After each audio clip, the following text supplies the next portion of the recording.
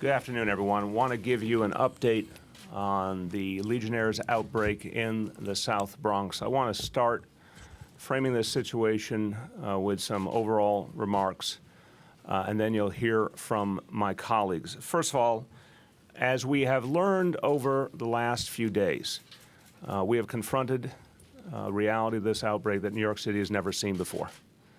And I want to thank all of the leaders of the agencies present here today and all the men and women who work with them for their extraordinary hard work, for the coordination between them in addressing this outbreak. This is literally uncharted territory, and it's very important that we acknowledge that. We've never seen an outbreak of Legionnaires like this in the history of New York City. We also know that this is an emerging reality, not just here in this city, but around our state and nation.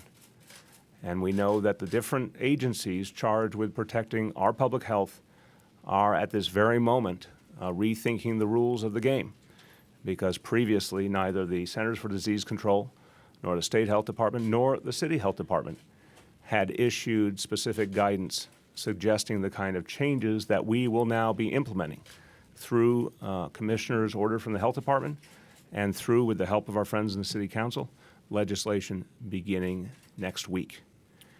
So this is a new reality, and as with any new reality, our government is working literally every hour, every day to ensure that we protect our people.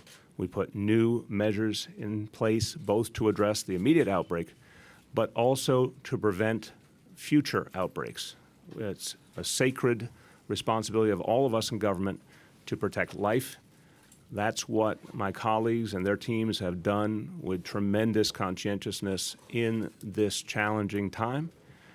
But the fact is, we're going to be handling things very differently in the future because this outbreak is a wake-up call. It now tells us we're dealing with a new challenge, and we're going to have to deal with it very forcefully and in very different ways. And I assure you that all of those changes, all of those precautions, all of those measures will be put in place in this city very aggressively and very quickly.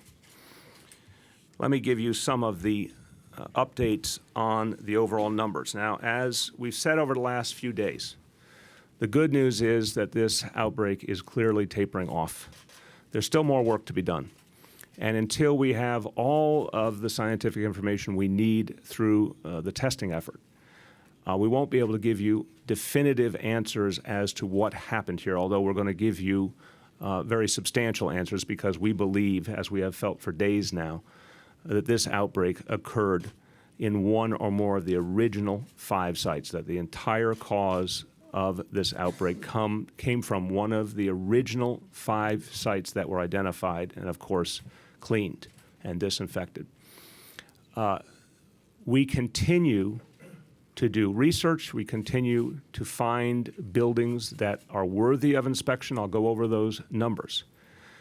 But it is crucial to understand that all the facts we have suggest that, 1, this outbreak is tapering off very quickly, and 2, that we essentially do know where it originated. We don't know why it originated. And the doctors obviously can explain some of that to you. And we won't be able to give you the kind of answers that we all would like that will tell us a lot about the future for another week or 2 until all the testing comes back.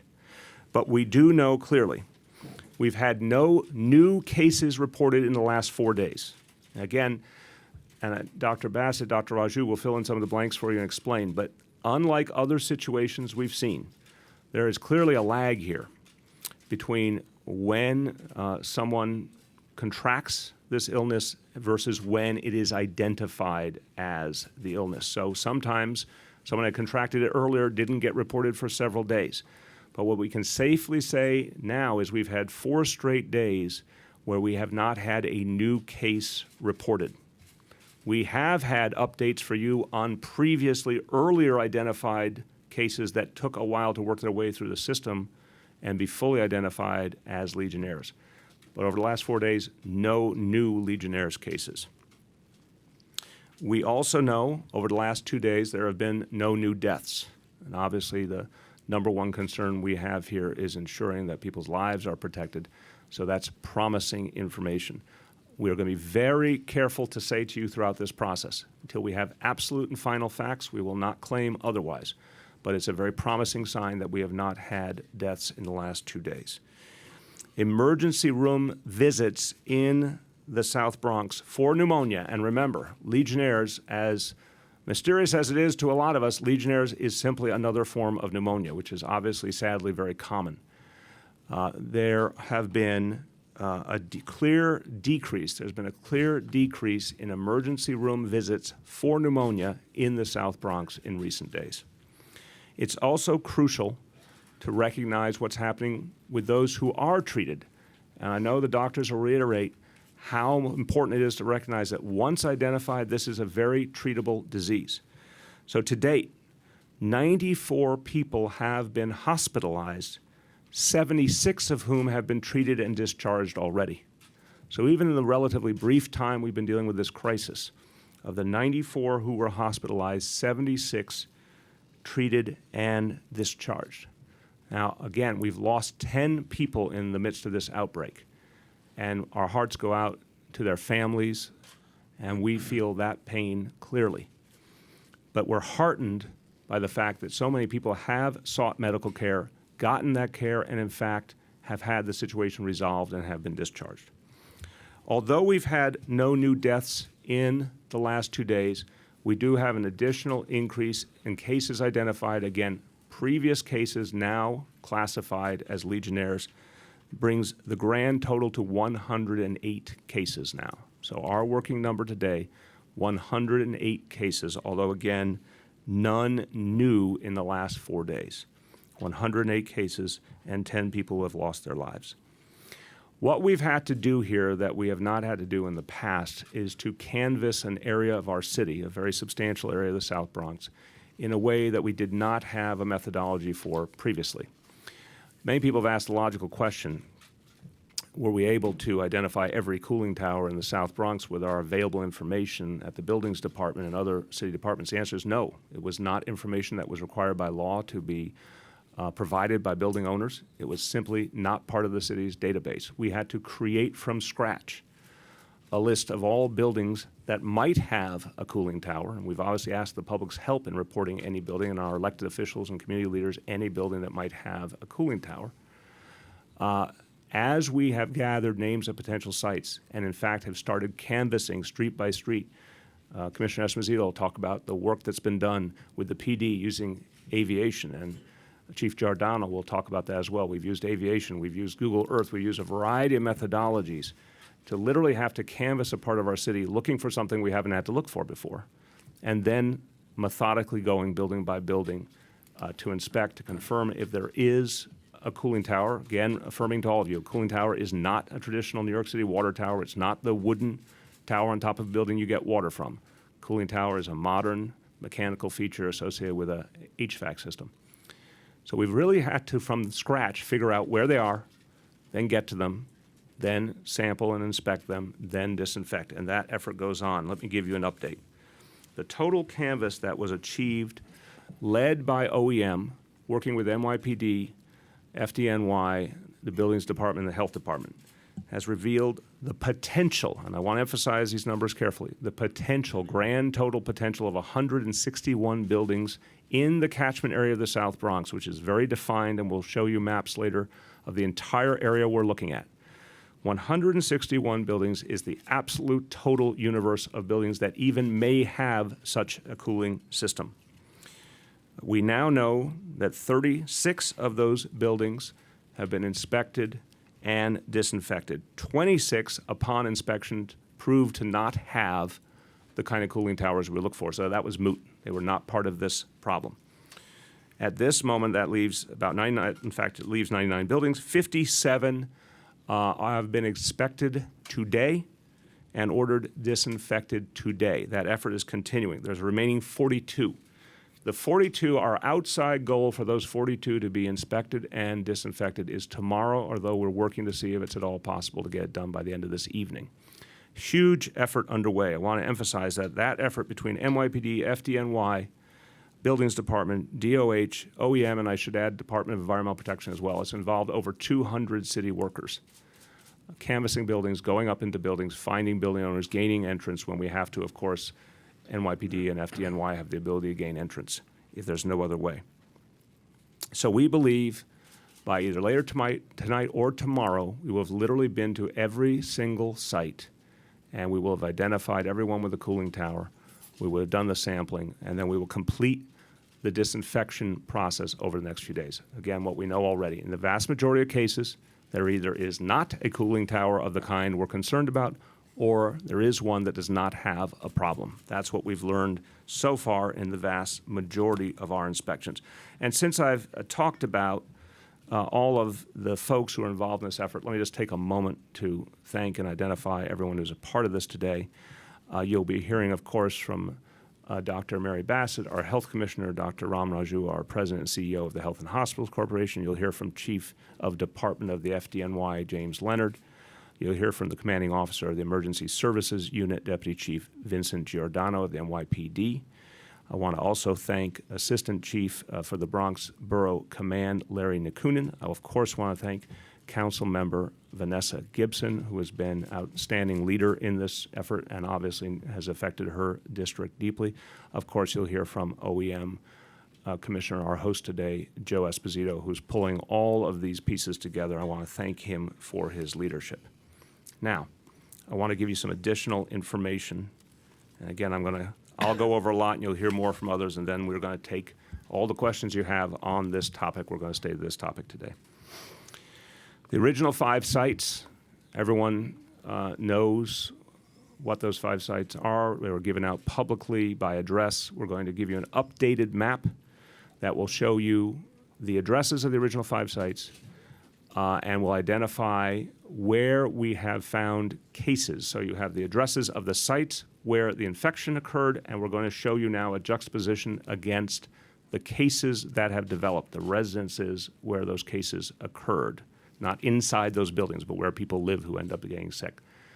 It points very powerfully to the strong likelihood that one or more of those original 5 sites was the cause. And I want you to hear that phrase carefully, one or more. It could literally be just one. It could be more than one. But we, again, firmly believe it is in the original 5. In the course of all the work I have described, there are 5 new sites. 5 new sites, I'm going to identify them for you now, in this catchment area. Again, this outbreak is defined by a very clear set of geographical boundaries, and everything that we have seen over the course of these last days remains within those boundaries in terms of this specific problem. I hasten to add, as we're going to see in the coming days, the Commissioner's order is going into effect.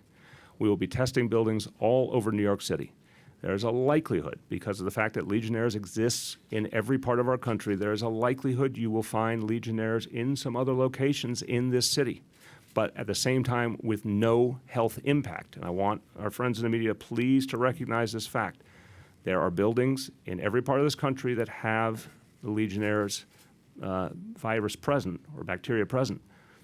That is not the same thing as anyone getting sick, and the doctors will explain that to you, and I want us to really drill down into that point. It is like many other diseases that exist in our society, but that does not lead to an outbreak like this.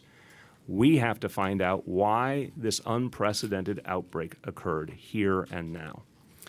The 5 locations that have been identified as having the presence of Legionnaires, they have been sampled. They have been disinfected. That has already been done. The 5 are 1106 Hoe Avenue, H-O-E Avenue, which is a Verizon commercial facility. 118 Grand Concourse, which is a New York City housing court facility. 245 East 161st, which is the Bronx Hall of Justice. Those 2 locations were in conversations with the court system. Again, both have been disinfected, both are safe, but we're in conversations with the court system about next steps. 554 Grand Concourse, which is a post office building that is about to be decommissioned as a post office apparently this month and turned into a commercial building. And finally, and this is very important, 455 Southern Boulevard, which is Samuel Gompers High School. Traditional summer school efforts are essentially concluded for the year with a few exceptions around the city. I hasten to add that there will be no activity this coming week at Samuel Gompers High School. Again, it has been identified, it has been cleaned and disinfected. We have no evidence of any illness having been caused by this site, but out of an abundance of caution, we will make sure there's no educational activity at that site next week. So those are 5 locations. They are all in the impacted area. We do not have any reason to believe any of them have contributed to the illnesses of the 108 people. We will only be able to say that 100% when we get the testing back, but at this moment it's our belief that these are not the contributing locations. So in essence, as much information as we're all trying to learn here and make sense of in a new situation, we can still say a few things with confidence. We can say with confidence that this outbreak has been contained. We can say with confidence that every pertinent city agency is at full bore right now using all of its resources to address the situation. And that is needed right now in the South Bronx, and that same capacity will now be available going forward if we have any other outbreak. We do not predict that, but if we have any other outbreak in the city, we will have this apparatus up and ready to handle it. We're going into a new phase with the implementation of the commissioner's order. That's literally going to require every building with one of these cooling towers, and that will obviously be in the thousands of buildings around the city, to be inspected and to be cleaned. We are expecting the owners of those buildings to fulfill that order. We know there are a number of companies that do this work and are available to them. The city will always be available in the event there's a particularly challenging situation to back up the building owners if they need our help. But we expect those orders to be followed by all building owners. The commissioner issued those orders on Thursday, and we provided all owners and managers of buildings, again, specifically with this particular type of cooling tower to disinfect within the next 14 days. There obviously will be penalties in the event that is not pursued by a building owner. Department of Health is currently calling building owners to ensure they understand and follow through on the order. So we're not just issuing an order and leaving it at that. We are going owner by owner, manager by manager to ensure they understand the order, that they know where they can get the companies that do this work. We're providing a list of all the companies, and we're literally coordinating to make sure that owners are following through. I mentioned Councilmember Vanessa Gibson. I want to thank her and Speaker Melissa Mark Viverito for their support in the legislative effort. We have been in constant conversations over these last few days. There's broad agreement between the council and the administration on legislation to provide long-term action to address this situation citywide and on a permanent basis. We'll be able to provide the details of that legislation as early as tomorrow. We believe there will be a vote on Wednesday on some of the crucial elements of that legislation. We'll be setting new inspection standards, and we will be requiring immediate action. So beyond the immediate commissioner's order, this will be a template for handling any and all buildings with cooling towers from this point on permanently. Again, although we'll work cooperatively with the real estate community and always be available if any challenges arise, there will also be clear penalties for failure to comply. The big picture situation.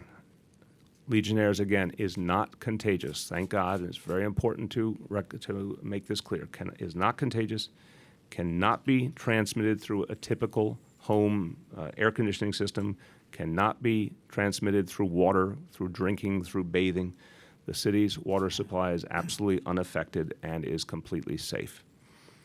Legionnaires also is treatable with antibiotics, and those numbers I gave you, the number hospitalized, the number that have been released already, speak volumes about how treatable it is. There's been a tremendous outreach effort. I want to thank Department of Health and our Community Affairs Unit. I want to thank Councilmember Gibson and all the elected officials who participated to tell people if there's any chance they have the symptoms, they should immediately seek treatment either at a private doctor or at an emergency room. And I think that message is getting through, and a lot of people are not waiting, but when they think they may have the symptoms, are immediately seeking treatment, and that's part of why we see the change in the numbers. So the symptoms, again, include fever, cough, and shortness of breath. We know that there are cooling towers all over, not just the South Bronx, all over the city, and we know the vast majority of them pose no threat. It's a perfectly logical point. We've had cooling towers like this for decades. We've never had an outbreak like this in all parts of the city. So something unusual happened here, and we're trying to put the pieces together. As Commissioner Bassett notes often, there are quote-unquote disease detectives at the Department of Health who work just like NYPD does to put together the pieces and understand why something abnormal happened. As we get that information back, we will share.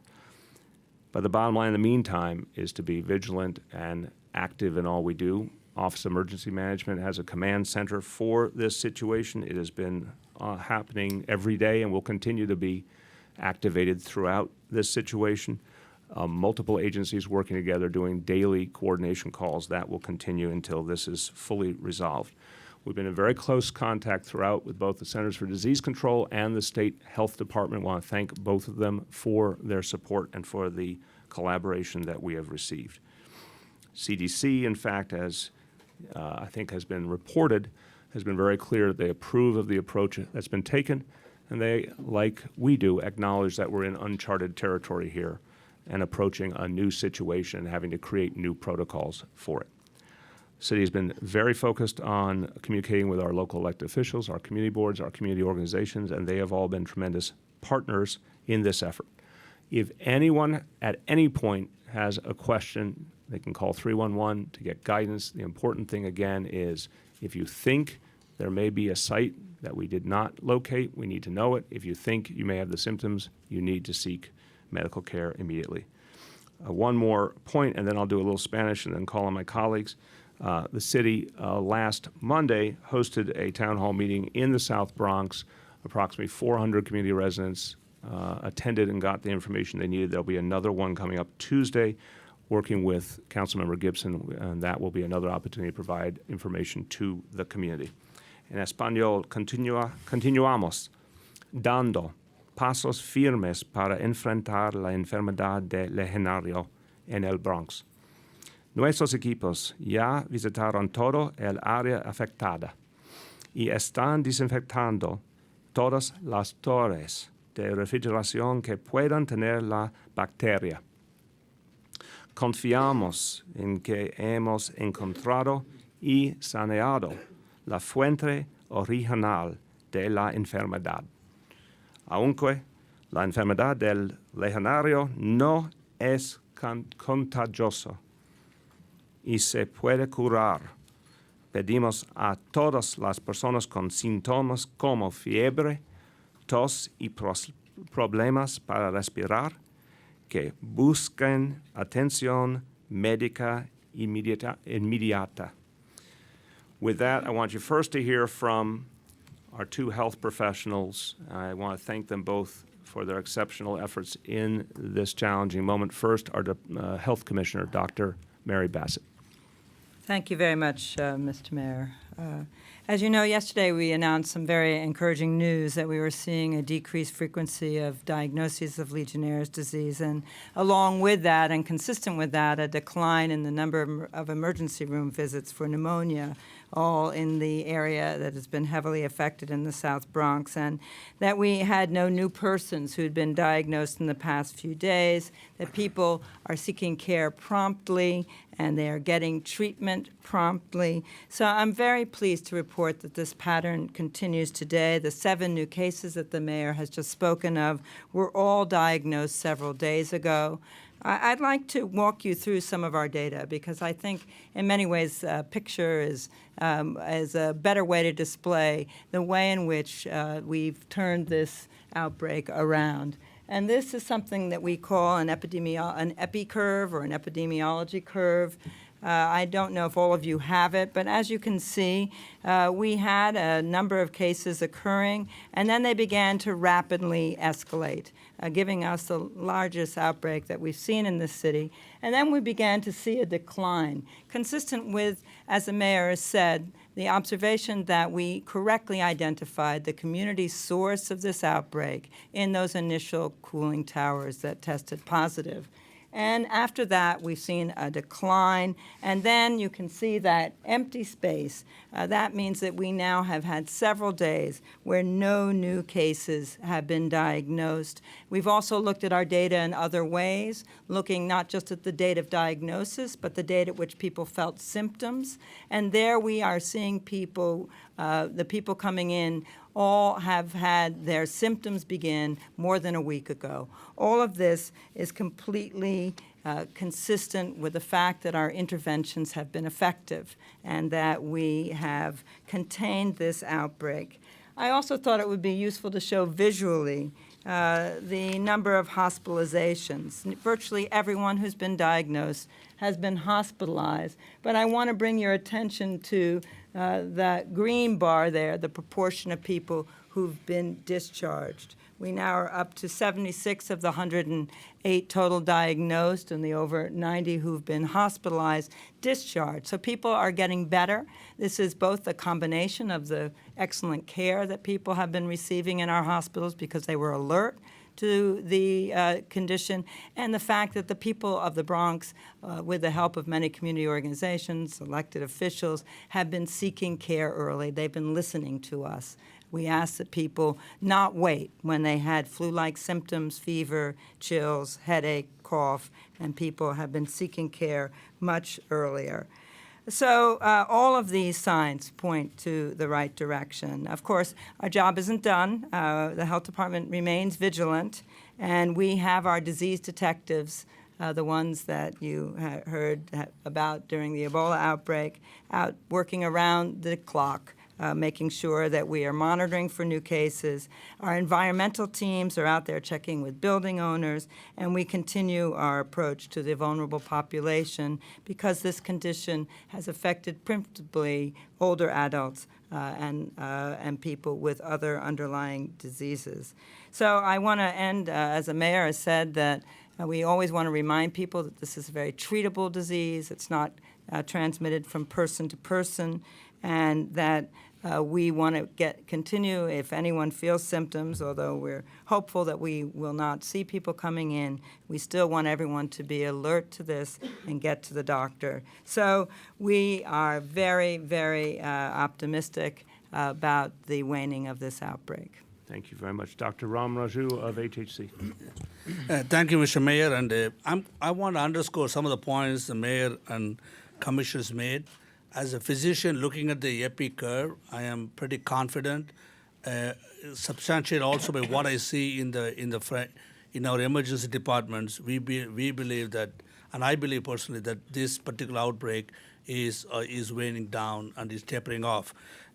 We are seeing less pneumonia patients in the emergency department, and at the height of this outbreak, we had close to 30 patients in the Lincoln Hospital, and out of 12 of them were in the emergency department.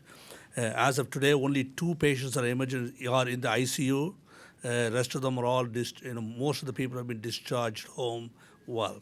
So since we don't see any new patients, and apart from the first couple of days, the 2 deaths we have no more deaths in Lincoln Hospital. Looking at the epi curve and what we are seeing on our emergency department, I am confident that this particular outbreak is tapering off. Again, I just want to underscore that one of the, as it happened, that there is enormous collaboration and unprecedented collaboration between the various agencies working together to manage this outbreak. And I'm really indebted to the commissioner as well as the OEM commissioner, NYPD, and the FDNY, and the building department for all working together to make this outbreak coming under control. Thank you. Thank you, Doctor. I want to turn now to the Commissioner of the Office of Emergency Management, Joe Esposito. Thank him for his leadership. He'll frame how the coordination between the agencies is going. Then I want you to hear from both chiefs about the role that police and fire have been playing and continue to play. Thank you, Mr. Mayor. One of our main roles here at Emergency Management is coordination when a situation like this develops, and that's just what we did. We opened up our situation room immediately. We activated our EOC to some degree, and we coordinated the work of all the other city agencies to deal with this issue. We organized a call center that we ran from upstairs where we were calling some of the building owners to try and see if they had towers. We developed a canvassing operation, again, with all the other city agencies to go out and go door to door to see if there were cooling towers on their roofs. Interagency calls to making sure we all were working together with one message and one mission. Reached out to the public and private sector, especially real estate folks, trying to identify the pool of cooling towers also. We kept our elected officials updated with calls, periodic calls. And again, we went as far as utilizing NYPD's helicopter. When we had a question, we put a building department person up in the helicopter to survey some of the rooftops. So I said our job is coordinating. That's what we did, and we'll keep our center open, the Situation Room and our EOC open for as long as necessary. Thank you. Again, I want to thank both the NYPD and the FDNY for their extraordinary collaboration. And again, this is something that has been very powerful because it's also an approach we will use in the future whenever necessary. With these two agencies working with OEM and health, it allows us to very rapidly assess a situation in a way we haven't before. I'd like to first start with Chief of Department Leonard to talk about the efforts of the FDNY. Thank you, Mr. Mayor. Quite frankly, we are out there inspecting buildings, identifying cooling towers, working with our partners in OEM, NYPD, health, buildings. All available city agencies are directed to identify these cooling towers. So it's a monumental effort, but we're getting it done. Well, thank you for that. And again, we have turned to NYPD, and particularly the Emergency Services Unit, to play a crucial role in this effort to identify all the locations. I'd like to welcome and thank Chief Giordano. Again, thank you, Mr. Mayor. Again, working under the direction of emergency management, working with the Buildings Department, Department of Health, and also working with the Fire Department, we've been able to do two types of surveys: ground surveys with the emergency service officers, where we go into buildings identifying cooling towers. We've also, as the Commissioner mentioned, that we've been doing aerial assessments, working with our aviation unit, putting Department of Building personnel in those helicopters, again, to see that we can look over those targeted areas and identify any type of cooling towers that we might have missed. Thank you very much, Chief. We're going to pass out another document before we take questions. We're going to pass out another document. I want to explain it to you. It will identify the affected area, and it will identify with orange triangles the buildings that were found to have the bacteria. You'll see blue triangles. Those are buildings that did not have bacteria. And this is, again, an ongoing effort because of the canvassing happening right now. But you will see all of the buildings that have been identified to have bacteria. You're also going to see red dots. The red dots indicate cases of individual community residents and where they live. Now, you will quickly add up that doesn't add up to 108 because some of the dots are, in some cases, the locations are so much on top of each other that it's just not possible to show it to you properly visually. But it will give you a clear sense of where the concentration of cases has been and how they correlate to the site. So this is the map that's going to be passed out to you. We're ready to go with that? Few minutes, okay. At least I was able to explain it to you, but let me just do one other clarification. So two of the sites that I identified that have been more recently located, I want to make sure I gave the addresses right. I think I did, but I'm going to do it again just to be careful. There is a post office building at 554 Grand Concourse. And it's currently a post office about to be turned into some commercial facility. And then the Bronx Housing Court, 1118 Grand Concourse. That is the update. Yes? Let me ask you, Mr. Mayor, can you clarify what you found at these 5 new sites and whether anybody contracted Legionnaires at those sites? I'm going to start and then pass it to Dr. Bassett. Sometimes in this work we do, we're pretty certain of our conclusion based on a lot of evidence, but until we get the final test, we cannot give you the 100% answer. But when you look at this chart, I think you will share some of our view that the crisis does emanate from one or more of the original 5 sites, not from these new sites. Again, only final testing can tell us that, but that's our strong view so far. Dr. Bassett? Sure. So the sites that you mentioned tested positive for Legionnaire's disease with a type of test called a PCR, the test that we need in order to do the linking up of cases or cooling towers to each other is still in process in the laboratory. But it's not only the original data from the testing of the towers that convinces us it's this curve that you see. The fact that we treated those towers, we tested them, we treated them, and it was followed by a decline in the number of cases. That is very compelling evidence that we correctly identified among those original 5 the ultimate source. And the mayor's talked about this spot map that you'll see, and you'll see that there is clearly, any layperson could tell, that there's a definite concentration in a certain part of the map.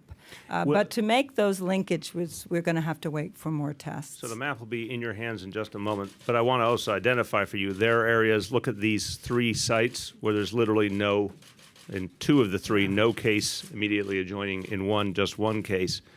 Again, that's the kind of area where there's a strong likelihood that those are not the sites that caused the challenge. And I also want to make clear, excuse me, Mr. Mayor, Please. that every single cooling tower in the outbreak area, our goal is to find it, treat it, and clean it. So all the ones that we've seen and tested, the owners are in the process of cleaning them. Yeah. This morning, Dr. Bassett, the state and its officials were out in neighborhoods like Hunts Point, Fordham, High Point, Highbridge, Kingsbridge. Why weren't you there earlier? Well, we have I've been talking a lot with the state health commissioner and talking about the ways that they can help us in completing the job of finding every single cooling tower in the outbreak area, and so that we can identify it, test it, and get it remediated. I can testify to having watched them have a conversation over the phone while I was meeting with Dr. Bassett. So we've sent them names of, addresses, Locations, yeah. locations. And the key thing is Dr. Bassett has been I was going to say Manning, that's a sexist term. Dr. Bassett's been at her post, leading the efforts of the Department of Health, again, with regular consultation with the state and federal authorities. We welcome the state help. We want to make sure that every site is reached as quickly as possible. We believe we're doing well with our own resources getting there, but we'll always accept additional resources. Are these neighborhoods inside or outside the outbreak zone? We gave him the names to help us finish up with the 42. But let's be clear, I'm not going to interrupt for a second. We have not gotten a report of exactly where they've been and if any of their activities are outside the impacted area. The addresses we gave were all within the boundaries you'll see here. Yeah, my goal is that we will find every cooling tower, and regardless of how it tests, we will get it maintained. I want the people in this neighborhood to know that every single cooling tower in their neighborhood has been well maintained. Kyle Mazza from UNF News. What is your advice to people if they are concerned? How could they reach out to officials to educate them on this outbreak? Well, as we've said many times, and I think it's been well reported, the most important thing to know is if you have the symptoms, which are very much like any other symptoms that might lead to pneumonia, that it is so important to go get treatment, not to wait, not to question, get treatment. You can go to Lincoln Hospital Emergency Room, which has dealt with a number of cases. People can go right this minute and get looked at and get the care they need, or of course can go to their private doctor. But it's the kind of thing where time is really an important factor, particularly as we've seen, and this is a sad statement, the 10 people we've lost tended to be older, none of them were young, all had serious pre-existing medical conditions. For those individuals in particular who have pre-existing conditions and think they have these symptoms, getting to care quickly is very, very important. It greatly intensifies the chance that we can save them. So the most important thing for people to know if they're concerned is if you don't have any of the symptoms, there's nothing to be concerned about. If you have the symptoms, go get care. They also should be confident that every cooling tower in the South Bronx is being treated. The coordination between the different agencies is going? I think it's going very well. I think for something that is literally uncharted territory, everyone is working together. One of the things, for example, that I find very heartening is when the Department of Health, which has the job and is the preeminent public health agency in this country at the local level, has the job of getting to a building and dealing with a problem. It has now the full partnership of the NYPD and the FDNY, including NYPD Aviation. I mean, this is a whole nother level of coordination and resources that the Department of Health didn't have in the past at their disposal. We're learning to do things very differently under new conditions. So this is uncharted territory, but I give my colleagues a lot of credit for having made quick adjustments to address the situation. It's Tom Wilson, New York Post for Dr. Bassett. Does the fact that the state authorities are testing beyond the catchment zone reflect that they believe the affected area is larger? Well, I think that they simply want to offer the opportunity to test to owners of cooling towers. Remember, we're as per the commissioner's order, requiring all cooling tower owners in the entire city to test. So certainly the state's efforts are consistent with that. But I have to ask you, is the state work today in the Bronx overlapping or redundant in any way? We hope not. And again, I witnessed with my own eyes the conversation, or my own ears as well, the conversation between Dr. Bassett and Dr. Zucker. We worked very closely with Dr. Zucker during the Ebola crisis. We consider him a valued colleague. And there was a very clear game plan where Dr. Bassett went over our goals, the specific kinds of locations we were focused on, and offered and provided a list of the locations that had not yet been reached.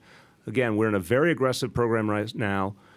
No later than tomorrow, but I think there's a good chance by tonight we will reach every location. But if the state had personnel could help us get there even an hour earlier, we welcomed it. So we gave Dr. Zucker a list of additional locations within this impact area. If the state personnel are going beyond, again, that's fine, and that is certainly consistent with what we see happening going forward with the commissioner's order and with the legislation.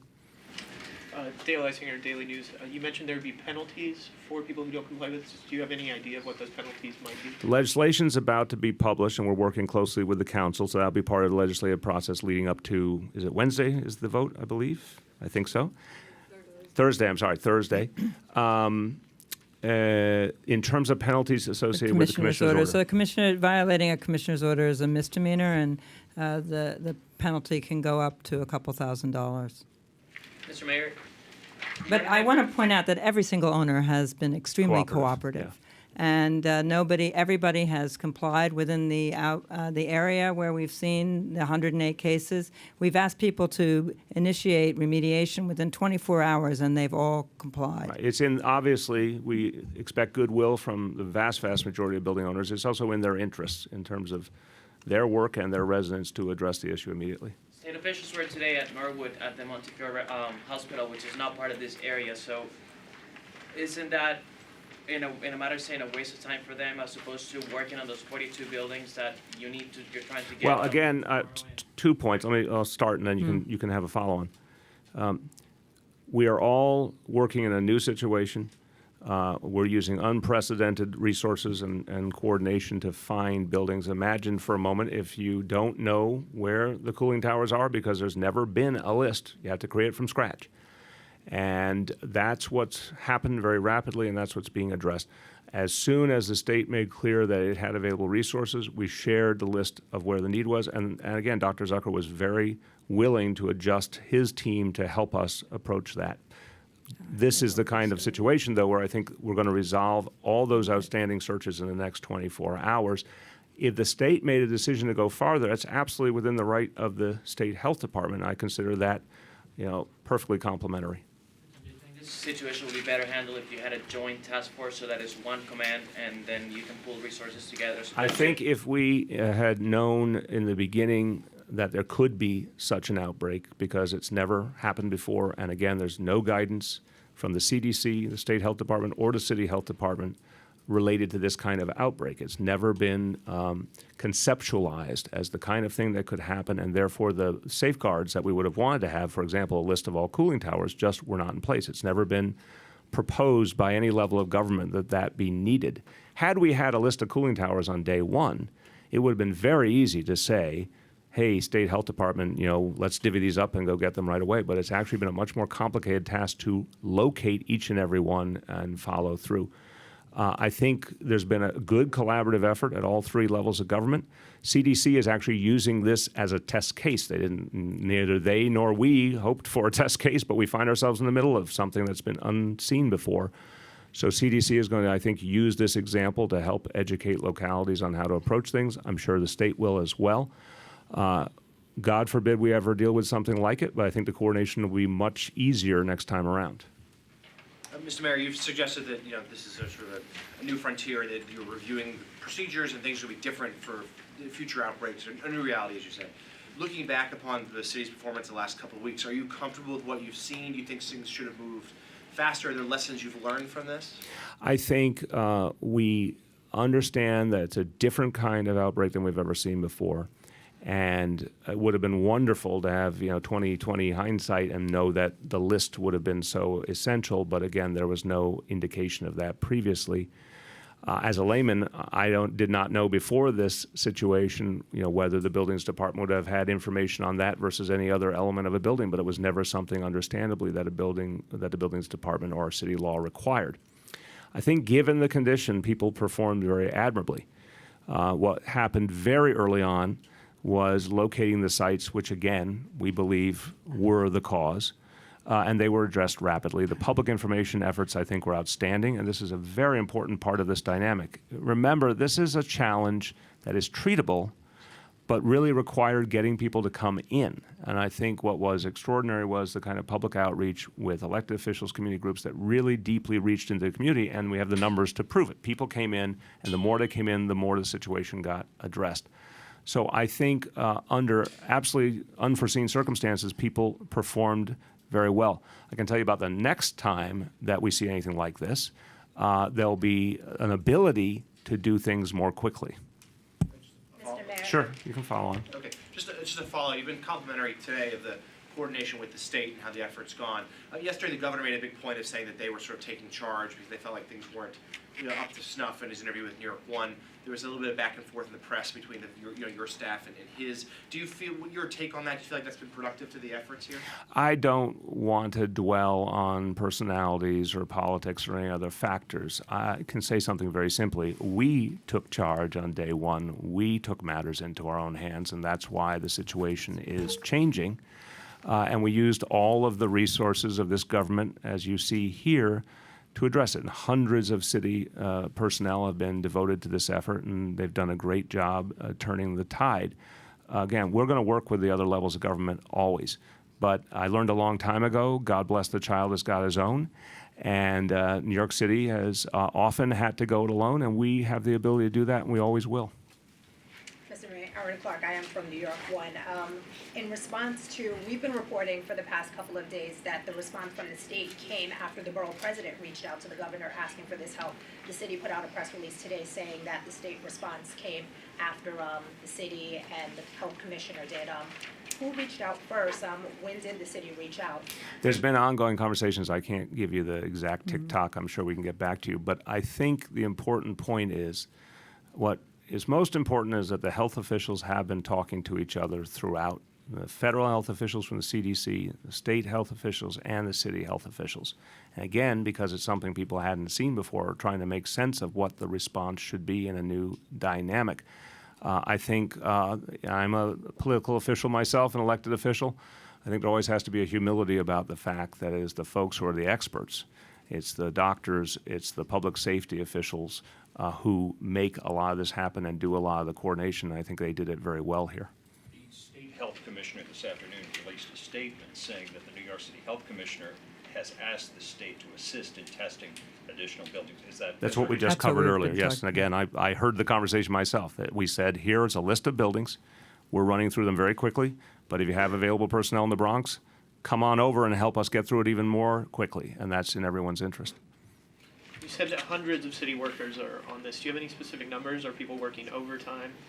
I'm certain people are working overtime. We'll follow up and get you between NYPD, FDNY, Department of Health, HHC, buildings, DEP, OEM, absolutely hundreds, and we'll get you a sense of the magnitude of what each agency has contributed. Yes? Mr. Mayor, you're seeking to reassure the public by showing the epi curve and saying that the outbreak has been contained. Yesterday, the governor went on NY1 and said the situation is critical. So you can understand why there might be some confusion in the public of whether this is an outbreak that has no new cases in 4 days or critical. So can you help clarify that? Sure. I think if you look to my right, you see Dr. Mary Bassett, the health commissioner in New York City, largest city in the country, the most renowned public health agency of any locality in the country. It's been that way for decades. Dr. Ram Raju, who runs the largest municipal healthcare system in the United States of America. Folks who aren't doctors, myself included, have to always recognize the fact that we know some things, there's other things we don't know as well. So why don't we have both of them reiterate right now what they believe would be appropriate for the public to think about this situation? Please do. Well, this is the largest outbreak of Legionnaires' disease that we've ever seen in this city, and a large one by U.S. standards, with now over 100 cases identified and of course, 10 deaths. So I think that that's the basis of public concern, that there have been a large number of cases. One of the things that the epi curve allows us to see is how they are tracking over time. And when you look at this, it's very clear that we have a steep rise that explained why we had that underlaid the 100 and some cases, and now it's really come down. And in the last couple of days, we've had no cases. So that's the basis of our confidence and our optimism that the outbreak is contained. At the beginning of this outbreak, we had people waiting as long as a week to seek care. Now it's down to a day or two. The time to initiate appropriate treatment is 0. In other words, people walk in the door and they get treated. All of this was the result of our public health efforts, rapidly seeking the source, rapidly notifying the healthcare system, and rapidly reaching out to the public and the affected communities to ensure that they had information, the information they needed to seek care, the information they needed to understand what was going on and to give us information. So all of that has come together. Now we have to turn the page and talk about prevention. Dr. Raju? You know, I always used to say that I believe in God, everybody else brings data. So based on the data, I am convinced that this is tapering off. And what I see in the front line in the emergency departments, I see that this particular outbreak is tapering off. So I'm a scientific person. I just look at the data. Now, if the data shows epicurve source, that's the way it is. I'm confident that it is tapering off. Thank you. I just want to emphasize also the point that Dr. Bassett made about that time lag. Let's face it. If you had shortness of breath, if you had a cough, if you had symptoms that might be the kind of thing you'd say, oh, it's just going to pass, you know, I'll go to the doctor next week or whatever. This is part of the challenge here. When this began, no one, understandably, had reason to think that that cough might be something much worse. That shortness of breath might be something much worse because we had never had such an outbreak before. The public health apparatus went into action, working with local leaders very effectively to say, do not ignore that cough. Do not ignore that shortness of breath. Go get treatment. And when people heard that and didn't try and explain away what they were having and didn't take it lightly, but actually took it very seriously and went in for treatment, this situation started to change. We still have to give that message. No one should take these symptoms lightly. Dr. Bassett, one more time, all the symptoms. They include headache, fever, muscle pains, a cough, of course, and basically a flu-like syndrome with cough and sometimes difficulty breathing. So in the obvious impacted area of the South Bronx, if you have those symptoms, it is much better to go seek health care than to wait. And if anyone says, I don't know where to go, Dr. Raju does. Lincoln Hospital will see any and all individuals who believe that they may have one of those symptoms. They'll see them for free. It will see them regardless of documentation status. So there is a go-to place to get care if you have any of those symptoms. Yes? 5 new buildings or sites, will they be open this week? So again, to clarify, they have all been disinfected. Right. Remember, in the first 5, and this is very important to recognize, when we were dealing with the first 5 sites, it became abundantly clear, and this absolutely is consistent with the pattern, it was not residential buildings. It was commercial buildings or institutional buildings. In the beginning of this, one of the first was Concourse Plaza, which had a cinema. That was disinfected immediately. Business went on as usual. We've had no further challenges based on that situation. One of the others was Lincoln Hospital itself. one of the cooling towers that was addressed. No impact was found inside Lincoln Hospital. No staff got sick. There were no new cases associated with the Lincoln Hospital building. So we've seen in just those are the first two that really come to public attention, both large buildings with lots of people coming in and out, but the disinfecting worked and there was no further ramification. We believe that in these cases, of course, once again, the disinfecting of the buildings has occurred, and therefore those buildings are safe. We're going to work with the court system to make a determination if there's any additional measures they want to take for Monday. The one decision we made out of an abundance of caution is in the case of Samuel Gompers High School, even though there was going to be very limited activity this coming week. Obviously, summer school, again, essentially over. We're talking about one of the quietest periods of the year in our school system. Out of abundance of caution, we directed that there be no work being done at Samuel Gompers High School, no classes. Any activity that needs to be relocated, that's being communicated right now to parents and to personnel, and we'll make sure there are people outside that school in the morning on Monday. Talk to Chief Nakunin about it, and DOE, they'll make sure if anyone comes not having gotten the notice that they'll be turned away to a new location. Yes? Why is there a lag time between the diagnosis of the 7 most recent cases and the public reporting to you guys? Yeah, that's a great question. I Yeah. thank you. I think both doctors, you got to help us a little more to explain Sure.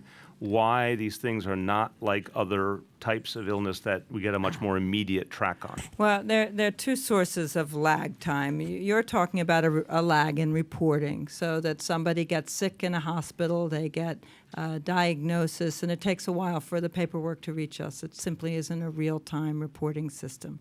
So we may be notified of a test result from a lab or get a notification from a hospital. They are required by law to report to us, but it's not a real time. The other lag time is between when someone gets infected and when they show symptoms. And that's why even if we successfully remove the exposure, which it certainly, all the data that we've shown you, it suggests that we have, there will still be people who come in with symptoms because they were infected before the exposure was removed and they became sick later. What's the incubation period? It's up to 10 days. It can sometimes go even 14 days, but the general number is 10 days. Most people get sick within a week. Last call. Any other questions on this topic? Yes, please. Dr. Bassett, I want to ask you one question regarding the no new cases. Do you think this is going to be likely that it will stay like this, or do you think more cases will pop up? What is your opinion on that? Well, we do have this lag period, and the reason that in your graphs, those of you who have them in color, the most recent one is blue, is because it's not final yet. We don't close it out until we wait a few more days to see if a case comes in. So we wanted to be clear that this is a reporting system, but it is very, very heartening that we haven't gotten any new cases that were diagnosed. All of them that have been reported to us are older cases that were diagnosed before, that is August 3rd. And again, I'll emphasize we'll have another type of update from some of our officials tomorrow. We'll keep you posted to each step along the way. Thanks very much.